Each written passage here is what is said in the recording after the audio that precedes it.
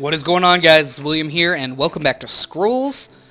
This time, I'm going to be purchasing the energy deck and going over the energy pre-constructed deck for you guys, so that way, in case you're thinking about getting energy, you can check it out and see exactly what's going to be in it, and then I'm going to play a game with it. I've done the same thing for the growth pre-constructed and the order pre-constructed, although I don't think I actually played a game with the growth pre-constructed, so I might have to do that in the future. Like I did say in my other videos, I did use the shards to go ahead and get these because I just wanted to get the videos up. I could have saved the gold up, which wouldn't have been a big deal, but I really wanted to just go ahead and get them up, as quickly as possible because I want to get as much information out there as I can. So let's go ahead and check out the energy pre-constructed deck and see what we can do.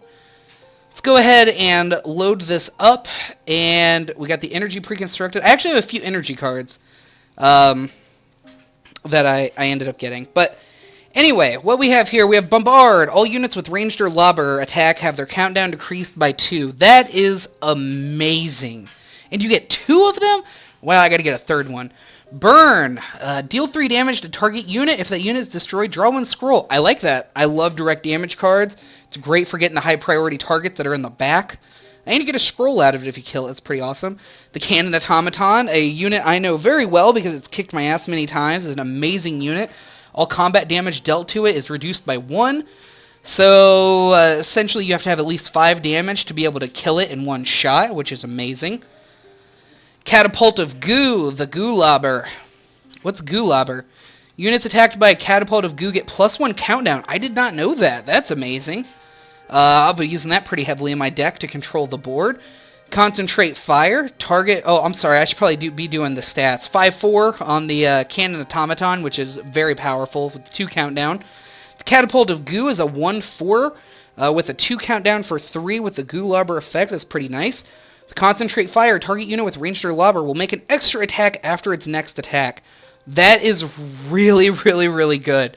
That is like a lane clearing ability. I know they don't have Relentless in here as far as I know. At least maybe on the Gravelocks, I don't know. But for the Cannon Automaton to be able to hit for 5 twice, that's pretty ridiculous. The Copper Automaton, a fun little unit that I like. I know a lot of people don't, but it's just 4 damage. That is just suicides 4 damage. That's just really cool. It's a 4-2. It attacks the next turn, dies when it does it. Lobber. What is Lobber? The unit attacked at the specific section... Oh, yeah, okay, yeah, I know that. Basically, the way the energy works, for anyone who doesn't know, is there's a lot of artillery pieces that sit in one spot on the board. You can't move them, and then they hit in, a 4 area, 4 hexagon area, or, whatever shape the little tiles are. So that actually would be pretty nice. I'm looking forward to trying to control the board with this. And it attacks every turn for 2. That's a pretty beastly piece of artillery right there. Ember Bonds. Enchanted unit receives 2 damage before attacking. That's a really good card, especially if it does it more than once. If every time it attacks it takes 2 damage, that's pretty much a death sentence on any card you put that on, which is really, really nice. Ether Pump. When Ether Pump attacks, all opponents' units are dealt 1 damage. That's great for a lot of decks, actually, especially if you're more on the defensive and you get one. I would actually like to get more of these. Get a couple of those out, and they just start slowly laying into the opponent's creatures. It's pretty nice. All units decrease their countdown by 1. That's great for just clearing the other side of the board. Granted, it does their cards as well. So if there's high priority stuff that needs to be killed right then, you have to kill it right then. Can't wait. Golem Skin. When it comes into play, sacrifice all your structures. Enchanted creature gains additional attack and health equal to the number of structures sacrificed. Not my favorite. Maybe if I needed to do it to make one last final attack that was going to win me the game, I would do it. Otherwise, I don't like putting, all my hopes on one creature, so I don't really like that much. Gravelock Elder, 5 for a 3/5 ranged attack. Other Gravelock creatures you control gain +1 attack and +1 health. That's pretty nice. That's not a bad card at all. I may consider doing a crossover with Growth at some point to use the, I don't even remember what it's called, but it's something that helps out your Gravelocks, which is pretty cool. I'll look at that some other time. Gravelock Raider, I'm sorry. It's 1 for a 1/2 with Relentless. That's not bad. I don't know if they really have any buff spells for attack in this deck, so Relentless may not be the most useful thing unless you have the Gravelock Elder out when you play this, but there's only one... No, there's two of them. So that's okay. Useless Contraption. This deck is... it's very important to have some kind of walls in place because you need to protect all your crap. So a 1 for a 0/4 is not bad. Gun Automaton. 2/3 with a ranged attack for 2. That's a very good card. I'm looking forward to using those. The Hellspitter Mortar. A lot of people have very mixed feelings on this. A lot of people don't want to use it because it does attack a randomly selected tile on the opponent's board. It does hit for 5 though, but it's very a luck thing. Excuse me, my voice is going out a little bit. It's very much a luck thing. So it could really pay off or it could really screw you. But, I mean, for 3 to get it out, and it's one of those things where if the other person starts putting out high-value targets, they have to take care of this. Because there's, even if it doesn't hit anything, there is always that chance that it will, and it will kill something that they don't want to kill. They don't want killed, and it's got 6 health, which makes it pretty tanky as far as taking it down goes. So that actually is a very annoying card, especially from my growth deck perspective.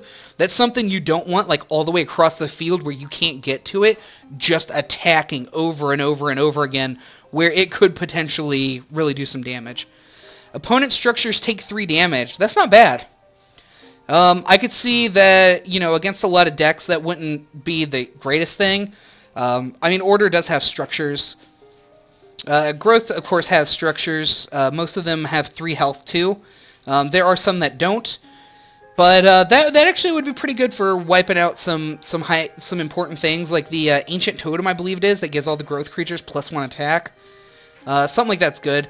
The Iron Ogre, big stompy creature, 7 for a 7/7 with a 3 cooldown and Relentless. It's basically, you gotta hope it gets to attack. I would probably put it in the back row just to make sure it attacked. Or I could just use it as a gigantic wall that is a threat that they need to take care of as quickly as possible. Especially if you combined it with something that allowed it to attack faster and reduce cooldowns. That could make a huge difference. Metal Heart. Target creature gains attack equal to the number of friendly structures until end of turn. That would be great in combination with the Iron Ogre. You could wipe an entire lane like that very easily if you had a bunch of structures out. Plating. Enchanted unit disregards next damage taking. Plating is removed afterwards. That's a very, very good card. I mean, that's basically buying a free turn. That's awesome. Whenever enchanted structure is destroyed in melee combat, its attacker takes 4 damage. Wouldn't be that useful against an energy deck, but that would be great against growth and a lot of other decks.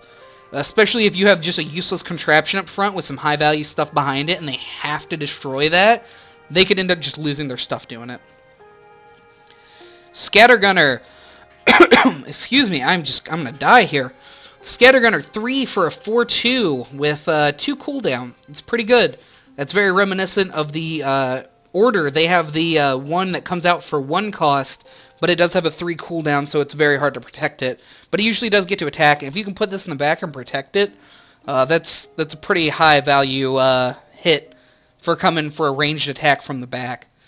Spark deals 2 points of damage to target unit. That's a very nice spell. I love things like that. It's like shock for magic. I'd actually like to get another one of those. I might have one, actually, but I don't know for sure. And the Tick Bomb. Destroy target structure. Just straight up destroy structure. That's not bad at all. And Tool Initiate. When Tool Initiate's countdown to 0, you may increase its countdown by 1 to increase target structure's attack by 1. That's okay.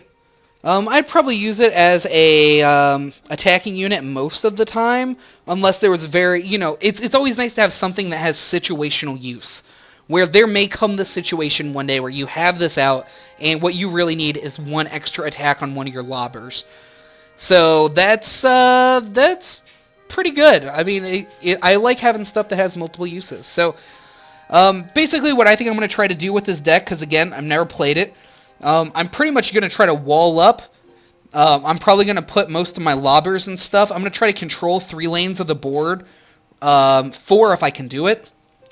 And then I'm going to put my lobbers in the middle, useless contraptions up front, and then my huge damage dealers off in the back. So that way I can just control as much of the board as possible, and then they're going to have to sacrifice if they want to kill my stuff. Yep, I think that's what I'm going to do. I think that's what I'm going to try to do. I don't know all the positioning because it's a very position-oriented deck. So we'll see how it actually turns out, but thank you guys very much for joining me for this look at the pre-constructed energy deck. If there's anything you guys want to see, energy deck builds or anything like that I come across, let me know. I'll get the information. I'll put it in the video. Thank you guys very much for joining me, and I'll see you guys very soon for the game with the pre-constructed energy deck.